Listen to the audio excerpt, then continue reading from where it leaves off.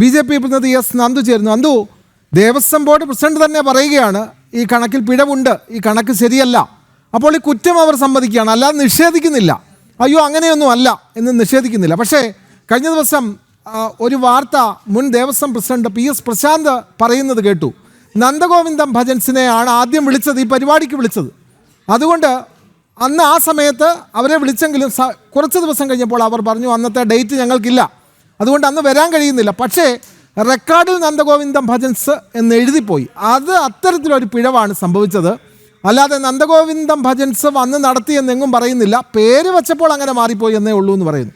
ഇങ്ങനെയാണ് ഓരോ കാര്യത്തിലും എത്രമാത്രം തന്ത്രപരമായിട്ടാണ് ഇവർ മറുപടി പറയുന്നത്. ഇപ്പോൾ ദേവസ്വം പ്രസിഡന്റിന് ഇങ്ങനെ പറയാൻ കഴിയുള്ളൂ, ഓഡിറ്റ് റിപ്പോർട്ട് ശരിയല്ല,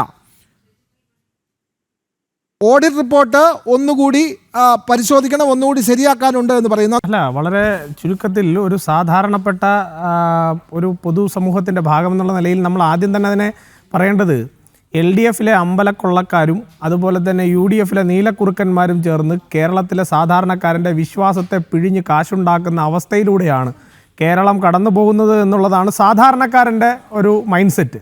അവിടെ നിന്നുകൊണ്ടാണ് നമ്മൾ ഈ വിഷയത്തെ കാണാൻ. നമ്മൾ ഈ വിഷയത്തിൽ മനസ്സിലാക്കേണ്ട ഒരു കാര്യം, ഇപ്പോൾ അദ്ദേഹം പറയുകയാണ് ഇതിൽ ഞങ്ങൾക്ക് പിഴവ് സംഭവിച്ചു എന്ന് അദ്ദേഹം പറയുമ്പോൾ, ഇത് തന്നെയാണ് കഴിഞ്ഞ ദിവസങ്ങളിൽ സ്വർണ്ണക്കൊള്ള നടന്നു എന്ന് പറഞ്ഞപ്പോൾ അദ്ദേഹം കേരളത്തിൻ്റെ മുഖ്യമന്ത്രി പറഞ്ഞത് അതൊരു ചെറിയ സാങ്കേതിക പിഴവാണ് എന്ന് പറഞ്ഞതിനെ ലഘൂകരിക്കുന്നു. അപ്പോൾ ഇവർക്കെല്ലാം ഇപ്പോൾ ഞാൻ ഇന്നത്തെ ദേവസ്വം ബോർഡ് പ്രസിഡന്റിനെ അതിലേക്ക് വലിച്ചിടാൻ ആഗ്രഹിക്കുന്നില്ല, കാരണം അദ്ദേഹം ഇതിന് ശേഷമാണ് ചുമതല ഏറ്റെടുത്തത്. അതുകൊണ്ട് അദ്ദേഹം പറഞ്ഞ കണക്കുകളും കാര്യങ്ങളും ഒക്കെ നമ്മൾ വേറെ രീതിയിൽ ഡിബേറ്റ് ചെയ്യേണ്ടതാണ്. പക്ഷെ പ്രശാന്ത് വരെയുള്ള കാലഘട്ടം നമ്മളൊന്ന് പരിശോധിച്ചാൽ, ആ പ്രശാന്ത് വരെയുള്ള കാലഘട്ടത്തിൽ അദ്ദേഹം പറയുന്നത് എത്ര അപഹാസ്യമാണ് എന്നുള്ളതാണ്. ഒരു LDFിൻ്റെ നേതാവിന് അല്ലെങ്കിൽ ഒരു CPMകാരനായിട്ടുള്ള ഒരു ദേവസ്വം ബോർഡ് പ്രസിഡന്റിന് ഇത്രത്തോളം ലഘൂകരിച്ചാണ് കേരളത്തിലെ ക്ഷേത്രങ്ങളുടെ വരവ് ചെലവ് കണക്കുകളെ പോലും അവർ കാണുന്നത് എന്നുള്ളതാണ് ഞാൻ മനസ്സിലാക്കുന്നത്. നന്ദഗോവിന്ദം ഭജൻസിനെ ആദ്യം വിളിച്ചുപോയി, അതുകൊണ്ട് ശരി, നമുക്കതിലൊരു ആദ്യത്തെ ഒരു എസ്റ്റിമേറ്റ് കാര്യങ്ങളിലൊക്കെ നന്ദഗോവിന്ദം ഭജൻസിൻ്റെ പേര് വന്നാൽ നമ്മളതിനെ അങ്ങനെ കാണാം, അതിൽ കാണുന്നതിൽ പ്രശ്നമില്ല.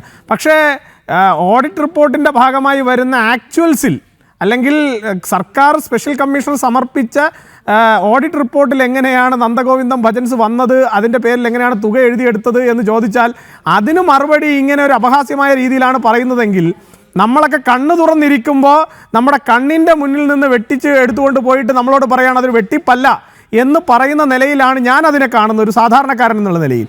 അപ്പോൾ CPMൻ്റെ ഒരു തന്ത്രം, CPM നടത്തിയിട്ടുള്ള ഒരു കൊള്ള, ആ കൊള്ള മറച്ചു വയ്ക്കാൻ ഏത് തരത്തിലൂടെയും ഏതൊക്കെ വഴികൾ ഉപയോഗിക്കേണ്ടി വന്നാലും ആ കൊള്ളയെ കുഴിച്ചു മൂടുക എന്ന ലക്ഷ്യത്തോടു കൂടി പ്രവർത്തിക്കുന്ന ഒരു കുറുവാ സംഘമായി കേരളത്തിലെ LDF സർക്കാർ മാറുന്ന ഒരവസ്ഥയാണ് കേരളത്തിൽ ഇന്ന് നമ്മൾ കണ്ടുകൊണ്ടിരിക്കുന്നത്. മറു സൈഡ് കൂടി നമ്മൾ പരിശോധിക്കണം. ഇപ്പോൾ നേരത്തെ എനിക്ക് മുൻപ് സംസാരിച്ച കോൺഗ്രസിൻ്റെ പ്രതിനിധി, അദ്ദേഹം ഒരു മാടപ്രാവിൻ്റെ മനസ്സോടുകൂടി ആണ് സംസാരിക്കുന്നത്. പക്ഷേ അദ്ദേഹം അങ്ങനെ സംസാരിക്കുമ്പോഴും ഈ പറയുന്ന വെട്ടിപ്പുകൾക്കെല്ലാം ഒത്താശ ചെയ്തു കൊടുക്കുന്ന ഒരു സഹകരണ പാർട്ട്ണറായി, ഒരു വളരെ അടുത്തു നിൽക്കുന്ന ഒരു പാർട്ട്ണറായി കോൺഗ്രസ് മാറുന്നത് നമ്മൾ പല ഘട്ടങ്ങളിൽ കണ്ടിട്ടുണ്ട്. അത് ദേശീയ തലത്തിലുള്ള ഇന്ത്യ സഖ്യത്തിൻ്റെ ഭാഗമായിട്ടാണോ എന്നുള്ള കാര്യത്തിൽ എനിക്ക് സംശയമുണ്ട്.